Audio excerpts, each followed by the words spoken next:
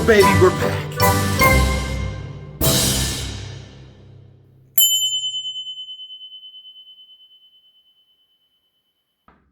Hey guys, welcome back.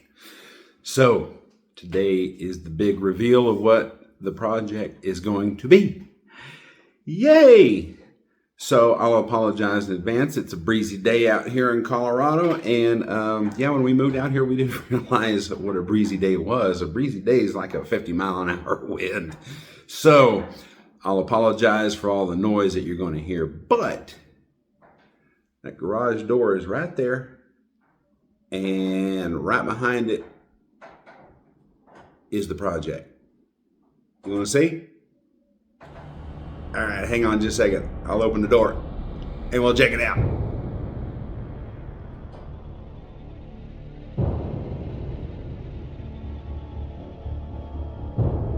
Here we go.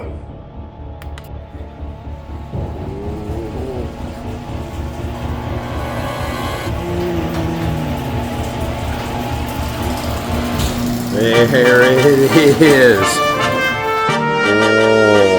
Yep, I just bought this thing a few months back. It's a 2023 Ram ProMaster high roof, and we're going to build this guy into a camper. Check it out. It's dirty right now. I live on a dirt road. See, it's a dirt road. All dirt. All dirt. So it's going to stay filthy. But let's check it out inside, eh? So let's head inside and take a look at this guy. Right now, just a big metal box. I'm going to shut this side door. That wind noise is crazy. Right here, I'm thinking about doing a convertible bed. A lot of van build videos I see, they just do a straight up platform bed right along this rail, from rail to rail. I don't like the idea of having a full-time bed back there because that's literally a third of the van not being in use. So I'm going to do a convertible bed right here that's going to be like a U-shaped dinette that I can make down into a bed. Now, a lot of YouTubers out there that build vans wish they never would have done that. But they're also living in them full-time. And I understand the pain in the butt it could be to make a bed down and put it up every night. But that's not going to be a problem for me. Why is that not going to be a problem for me? Because I'm not going to be living in this thing full time. We're going to go out on weekends for a week at a time, maybe a couple of months at a time. So I'm not overly concerned about making a bed down and putting it up all the time. Not a big deal.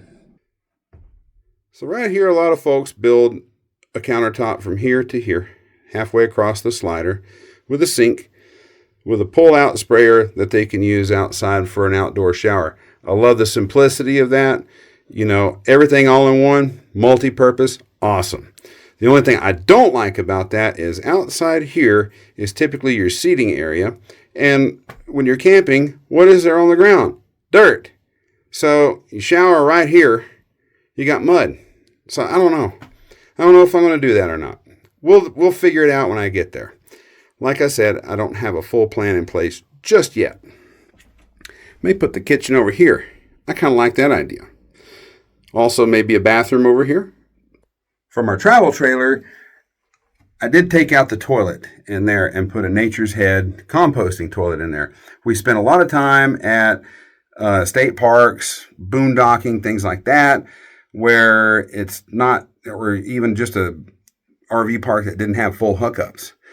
And dumping tanks is a huge pain sometimes, especially in a travel trailer, because you got to hook up, drag the thing over there, dump the tanks, put it back in the spot, unhook it. Yeah, total pain.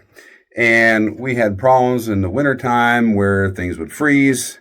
So yeah, we just got rid of the conventional toilet and put a composting toilet in there. It's the best thing I ever did. I loved it. It was easy. So yeah, toilet may go here, may go there. Heck, may go there if I put kitchen over here. I don't know. We'll find out. Here's a shot of the front. I'll put some carpet in here. I work at a flooring store, and we had this was all a nice remnant. It's real thick and dense carpet. It really helped with the sound in here and gave me something nice to lay on, as you can see. Got a little camping gear in here already. Big Al and I have camped out in this once. It was nice and cold. Little buddy heater worked pretty well until I ran out of propane, and then this thing is like a refrigerator in the winter. But right there, I put that carpet there because that old mat's got a big tear right here. And I try to design it in such a way where I could pull all that out from underneath the seats. I cut it around the rails, but as thick and dense as it is, it still compressed it. And so I need to revamp that to where it's easily removable, because right there is access to the fuel tank and the fuel pump. And then right here is where the battery lives. So, yeah, I need to get easier access to that. Yeah, so like I said, I don't really have a huge, big plan in place yet. I need to go sit down with some graph paper and try to figure out some layouts and see what I like. I've watched about 100,000 YouTube videos on builds and stuff, trying to get some ideas from other folks, because other people seem to have pretty good ideas. And I got good ideas too. But, maybe we can just mesh them all into one. That'd be kind of cool. But, it's a small space to work with. I mean, from the back doors to the back of the front seats here is 12 feet, and it's just shy of 8 feet wide. In fact, well, I say it's just shy. I haven't actually put a tape on there, but I do know that I can lay all the way across there and have a few inches to spare. So I'm going to say it's probably around 6 feet on the width. So that's what, that's not a whole lot of square footage to work with. It's like, 72 to 80 square feet? Not a lot. But, hey, there's millions of vans on the road that are built out. So the thing is, too, is we decided we don't want this to look like a commercially built thing. I mean, we don't want it to look like a shack either, but, you look at like some of the Winnebago builds and some of these other professionally built ones, they're just very sterile and just kind of boring. I don't like boring. So we're going psycho with this thing. We're going to have bright colors in here, and we're going to go with like a hippie motif without the hippie smell. Like, All right. So to give you an idea, that's kind of what we're going to do with that. We'll probably do some graphics on the outside. I just don't know how conspicuous I want to make it. But then again, once you turn one of these into a camper, it's no longer conspicuous. So I'm sorry, you guys out there that are building these vans and talking about all this stealth camping in a van. But once you put solar on the roof like I'm going to do, and a big fan up there like I'm going to do, you're no longer inconspicuous. It is obvious what you are. You're fooling yourself if you're thinking that you're going to be hiding out in one of these things. I can spot a camper a mile away. And so can cops. So my idea is to not do a stealth build on here. This thing is going to stick out like a sore thumb, because if it's going to be a camper and you're going to see it's a camper, it's going to say, hey, I'm a camper. Just so we got that clear. But anyway, like I said, we're going to go psycho with this thing. Color changing lights, good colors in there. We don't want boring white, gray, tans, none of that. And also being said too is this: every vessel that you travel in has to have a name, right?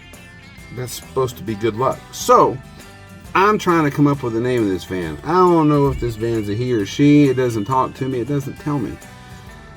But I've been thinking of a few different things, and I'm not very creative when it comes to naming things. So I need your help with that. So drop something in the comment with a good name. Examples of things I've been thinking about thus far is Pamela Vanderson, Randy Bovandy, Shaggin' Wagon. Not very good. Maybe you guys can come up with something better. The fewer words, the better. I like simplicity. Yep, so I think I ought to get many, many good miles out of this van. This van was, originally, it was a rental. So it's been used and abused and neglected.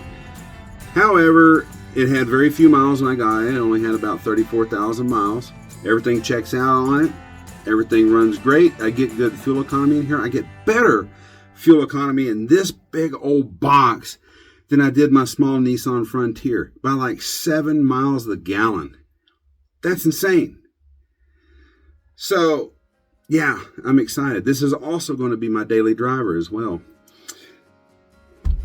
So she's going to get a lot of good TLC. See, I keep calling her she, so maybe we need a she name for this thing. So anyway, if you're new to my channel, I appreciate you stopping by. I hope you enjoy what's going to be coming up with this. And all you guys have been subscribed forever and finally saw me come back here, I hope you're excited to see this whole thing go down too. Because I know I am. There's all kinds of goodies coming up. And then we'll be taking you on some camping trips in this guy with me too. Yeah. So excited. So excited. Anyway, not a whole lot more to talk about. I think I'm going to go back inside, get out the graph paper, and start maybe plotting out some things. As you know, as I said, I'm not really exactly sure of layouts yet.